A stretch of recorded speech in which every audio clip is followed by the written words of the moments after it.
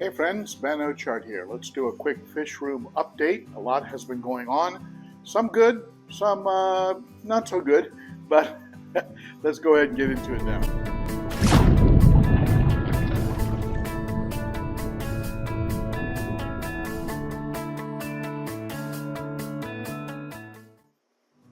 Let's talk about this beast tank behind me here, but we'll get to that in a second. Let me show you a few other things first. This little 5-gallon hospital tank is now empty for a good reason and for a bad reason. I'll cover it with you. Eyebiter has been returned, see him right there, has been returned to the 210, and everyone's leaving him alone, so he's not getting the usual beating that new fish get when they get added to a cichlid tank. You'll notice a lot of debris floating around right now. That's because this tank is being vacuumed. And what does that mean? That means that this 3,500 gallon per hour wave maker in the back of the tank here is running, and it's kicking up all the waste and detritus and floating it around so that it gets attached to the filter like you see there, and of course to the overflow, which is in the back of the tank. Not sure if you can see it from this angle here. We'll go over here. You can see it right there. That's the overflow that goes into the overflow box and then works its way down through these pipes to the sump under the tank. So the good news is that the eyebiter is doing fine, eating like crazy, looks good. The other good news is that I reintroduced Skittles. Here he is. Hey Skittles.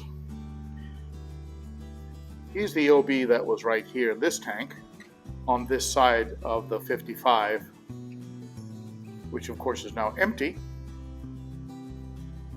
The Zonatus, the Vieja Zonatus, is probably wondering why he doesn't have the full run of the tank now, since the tank mate is gone. But I'm thinking I'm going to leave this. I removed from this tank the Fusco because he wasn't just being himself, shy, not eating, not going after his food as aggressively. So after I took the eyebiter out, I put the Fusco in this tank, and by the next morning he was expired. So he didn't make it. I'm sad about that because he was a very pretty fish. But at any rate, sometimes that happens. And so fingers crossed on the OB. Hopefully the OB will behave in this tank. Interestingly enough, Bicolor 500 was chasing the OB a little bit. So a little bit of payback, a little bit of karma. Rather, now that the Bicolor 500 has got a little bit of swagger, he's chasing the OB, which is kind of funny because he is a very small fish, a peacock. Everybody else seems to be doing okay.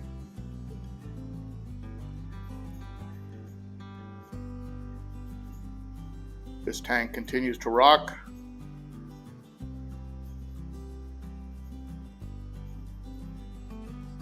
Love those redhead Tapajos.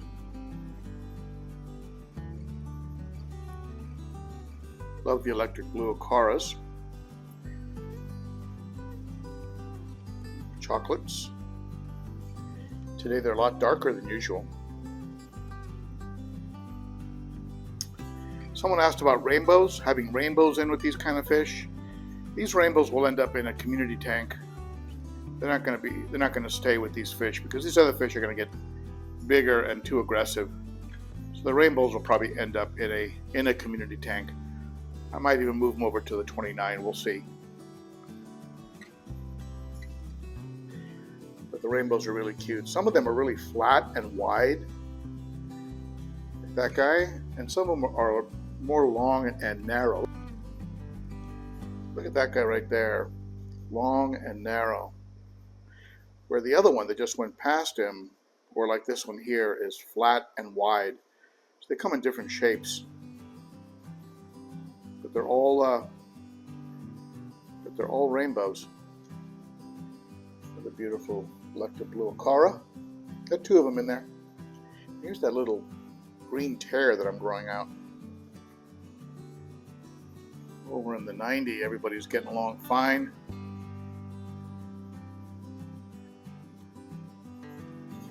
The colors on that red striped earth eater.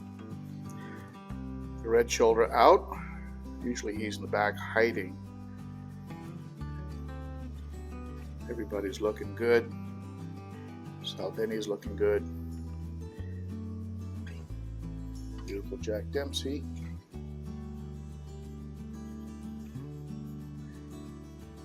Cherry barbs are chasing each other here.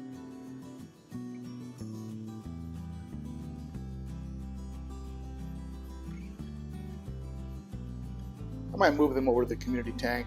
Maybe move the lemons into this tank. I think that would be pretty. Have the lemons inside this planted tank. Still trying to figure out how to hang this bike up. I have such a high ceiling and the hooks don't seem to hold on the sidewall. I'll figure something out. Here's Mr. Mustard. Really, the light doesn't really do him justice.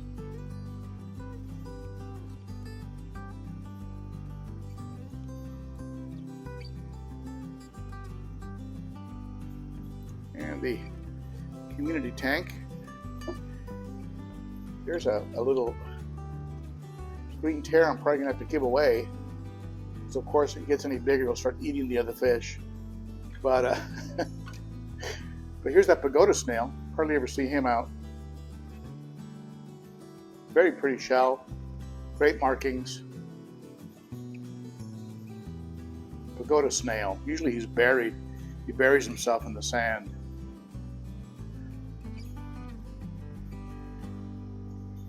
All right, let's talk about this big tank. Here's the 300, and I'm gonna show you.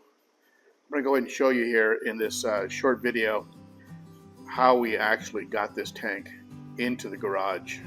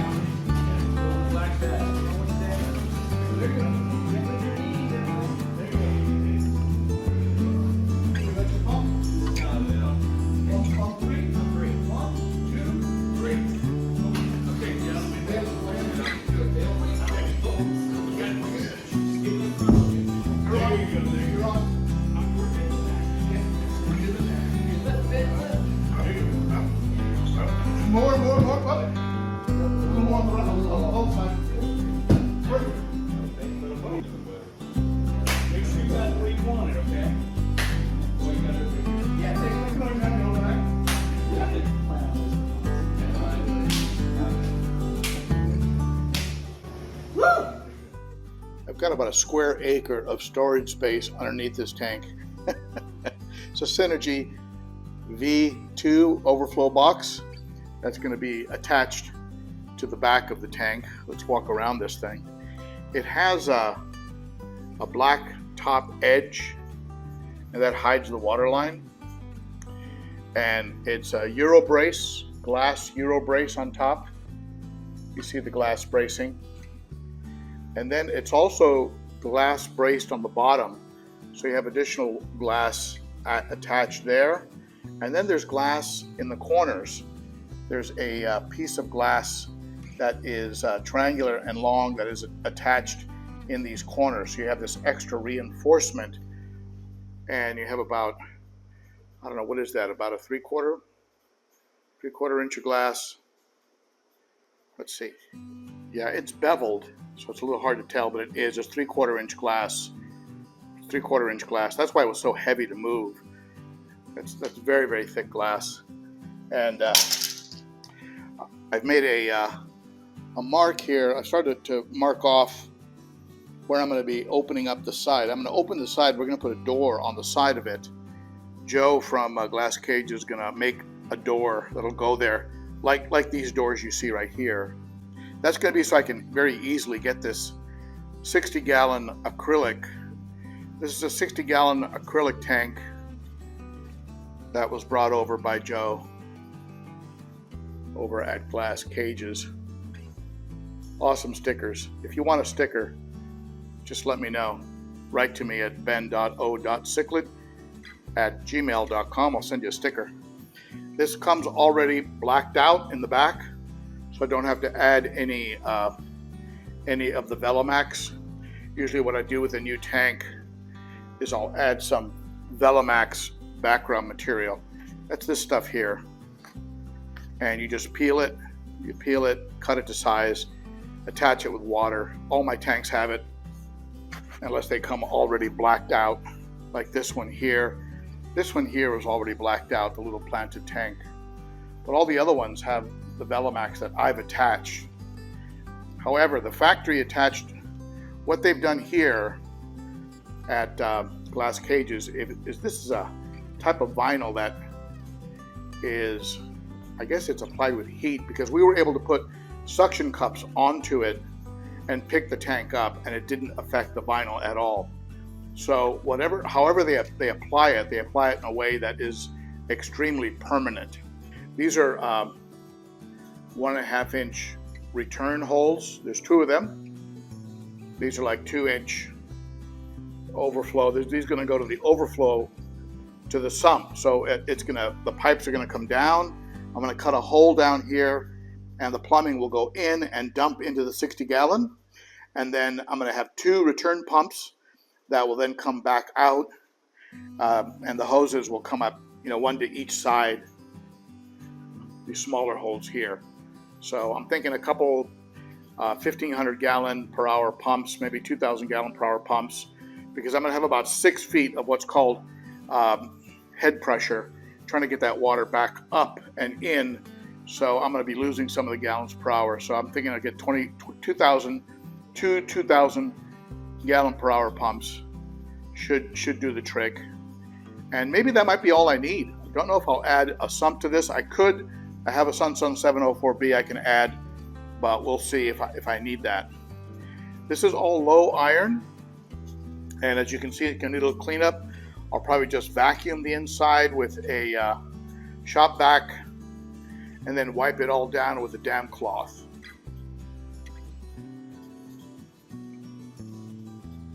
Glass lids are being manufactured for this tank. Joe is going to get those to me, and I have the bulkheads. These are the 2 bulkheads that go to the back of the tank for the return, to return the water to the tank. And those will be creating a lot of water movement, but I think I'll still add a couple wave makers just to create more water movement and kick up detritus and waste, so it goes into the filtration. Okay, so there it is. The adventure begins. I got to make some cuts in the stand, some cuts to get that sump under there, and I also need to add some baffles, some walls in the sump. And I think what I'll do is I'll put a couple walls, and then again use those sponges, probably from Swiss Tropicals, those matten sponges. I'll probably just put a whole bunch of some stacked matten sponges right in the middle of it, and I'm still debating which way to go. I might have all the water flowing in one direction towards 2 pumps, where 2 pumps return the water from one side, so the water goes into the sump and then travels through and then back. Or maybe have it so that the water dumps into the sump, in the middle, and then I have 2 pumps, 1 pump on each side of the sump, and sponges on both sides. So I'm still not certain how I'm going to design it. And but this is an acrylic tank. This is a beautiful tank. So tempted to almost, rather than glue baffles, just go ahead and use it as a 60-gallon tank. It's a gorgeous acrylic tank, very expensive. If you go to Chewy.com and check out a GlassCages acrylic 60-gallon, and anyway, it's going to become a Sump. So that's why Joe brought it. So so I got to cut a hole in here. I've got a saw and all that good stuff. I'll be cutting that open, and then I'll be cutting open some holes back here for the plumbing. And all right, we got quite an adventure ahead of us. And this tank here, this little planted tank, is probably going to go where the betta tank is now, over here. And this betta tank, I'm probably going to take it upstairs next to my bed and just put a betta tank in the bed. Just put a betta tank in the bedroom. I think that'll be real cool to wake up in the morning and, you know, have Mr. Mustard there staring at me. And then I'll get rid of this. I'll get rid of this here, and that'll open up this area in here a little bit, so it's a little bit more walk-through area. I mean, if something ever happened, like if we ever had to replace this refrigerator, get rid of this refrigerator, or replace that hot water heater, which I've already done once after we moved in here, that would be a very tight squeeze getting it out of here. So I got to leave a little bit of room there, and then also have some room where I can remove this chair. For example, when I do certain kinds of work, I'm not going to want this chair here. So I got to be able to get it out of this center area, so that I'm going to put a table here and do a lot of the plumbing and the, you know, some of the gluing and things here. Or maybe I'll set up some lights. Maybe I'll set up some lights and just put the table back here, and then you know, film it so you folks can see the work that's going to be done to actually get this thing, get all the plumbing done and get it ready to go. So anyway, quite an adventure. It begins. Thank you to everybody who's helped me with this project. Really appreciate it. And in the meantime, I've got to keep all the other tanks up and keep the fish alive and healthy. And I still haven't decided whether I'm going to be moving these beautiful babies, these African cichlids, whether they're going to be coming over to the 300, or whether I'm going to go ahead and reserve the 300 for the bigger, more aggressive South American fish, like the Nicaragua, the Viejas, Salvini, and maybe throw a couple Oscars in there, like an albino and a red tiger. And then keep this 90-gallon for fish like Severums and AC Heckleis, Geos, and then bring over the Geos from here, bring them over to the 90, along with the Cichlids and the green tear, wherever he's at. And even the Coras, even the electric blue Coras can come over to the 90. Yeah, Zonatas will go into the 300. Such a beautiful fish. I just hope I don't have to get rid of him. Hoping to keep him unless he gets too crazy. Look at the little red fringe on the tail and the dorsal. Have a pink red fringe. Just a gorgeous fish. And I'm also hoping I can keep the OB, assuming he behaves. So stay tuned. Never a dull moment.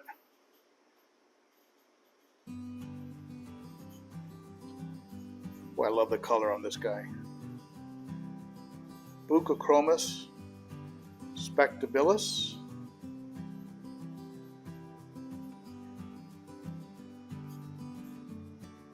And Cygnus is being a little antagonistic. That's unusual.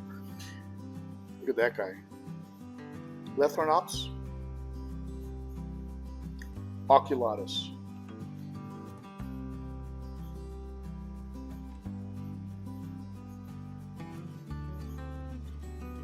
Okay, that's enough. I'll end up wasting all your time staring at my fish. You have a great day. I thank you so much for tuning in and for your ongoing support. on this project. You folks truly do rock. And I'll be providing you updates as I go along, as I make changes, as I reach certain milestones. I'll go ahead and keep you posted on everything from the plumbing to the selecting of substrate, filling up the tank, all of it. It'll all be documented. And so stay tuned, my friends. It's only going to get better and better. Thank you. Bye-bye.